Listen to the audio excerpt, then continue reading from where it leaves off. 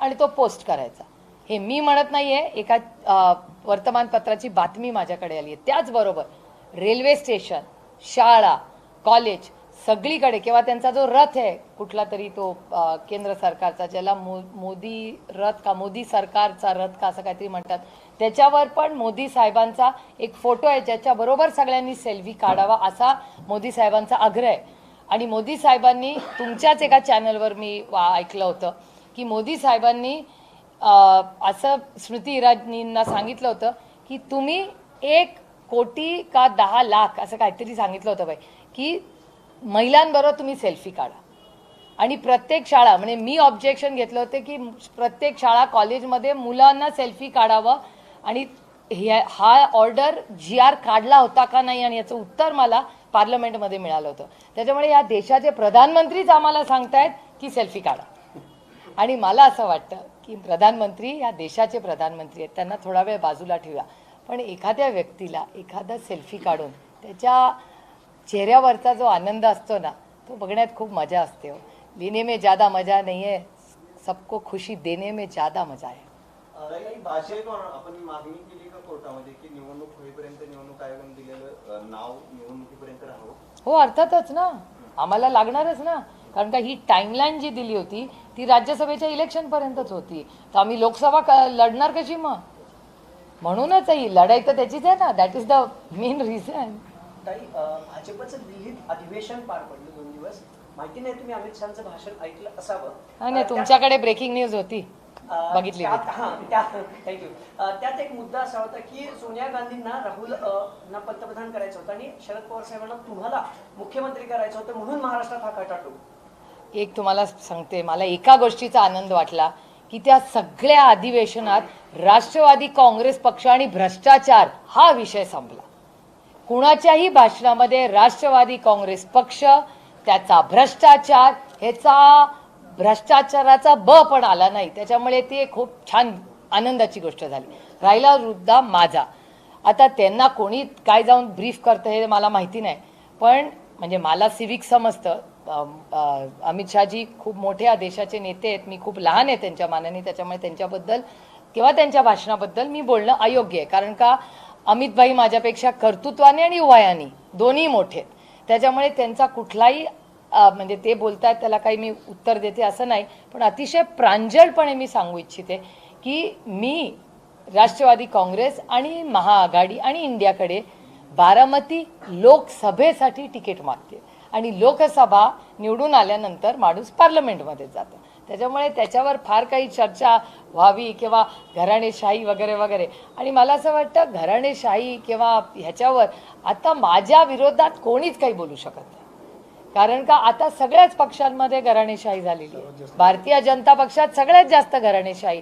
तर त्यांच्याकडे घराणेशाही झाली तर टॅलेंट, आणि आमची घराणेशाही हा थोडासा आणखीन एक आमच्यावर अन्याय नाही का? आणि data speaks for itself. माझा पार्लमेंटरी परफॉर्मन्स तुम्ही बघा, माझा कॉन्टॅक्ट बघा, माझ्यावर कधी भ्रष्टाचाराचा आरोप झालाय का? माझा पार्लमेंटरी परफॉर्मन्स, माझ्या मतदारसंघातली डेव्हलपमेंट सगळं तुम्ही बघा ना. माझं आयुष्य खूप पारदर्शक आहे. ते सोशल मीडियाच्या माध्यमातून मी का सगळं टाकते? माझी अकाउंटेबिलिटी राहते. माझ्या मतदारांना 24/7 माहिती असलं पाहिजे की आपला खासदार कुठे, कारण का मी पब्लिक लाईफमध्ये. त्याच्यामुळे पब्लिक लाईफला 100% अकाउंटेबिलिटी आणि ट्रान्सपेरंटली असली पाहिजे असं माझं मत आहे. मी बारामतीमधून लोकसभेसाठी उमेदवारी मागत असला तरी तुम्हाला मुख्यमंत्री व्हायची इच्छाच नाही का, व्हायचंच नाही की आणखी काय विषयच कुठे येतो?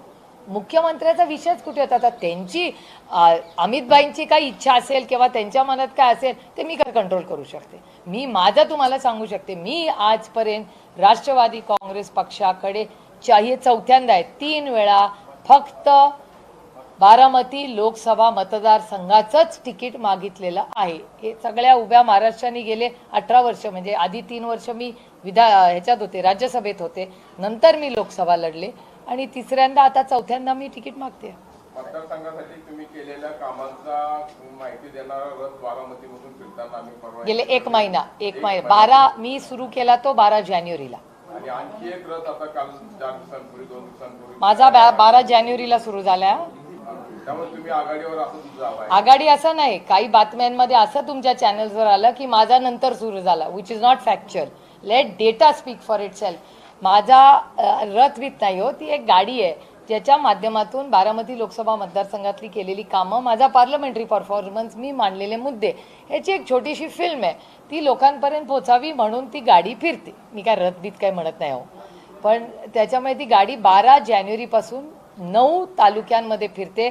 त्याचा पूर्ण माहिती सगळं बाय मिनिट टू मिनिट कुठल्या गावात गेली वगैरे ही सगळी कुणाला माहिती हवी असेल तर ती माझ्याकडे आहे. I am happy to share. आणि दुसरा जो फिरायला लागलाय तो त्यांनी केलेली कामं किंवा आणखी करू इच्छिणारी कामं असा त्याच्यामध्ये साधारणपणे संदेश आहे. लोकशाही हो, लोकशाहीमध्ये प्रत्येकाला आपापलं मत मांडण्याचा अधिकार आहे, असं नाही. आमच्याकडे दडपशाही नाही. आमचं म्हणणं आहे प्रत्येकाने आपला पक्ष काढावा, प्रत्येकाने आपली मतं मांडावी, त्यांनी आयडिओलॉजी करावी.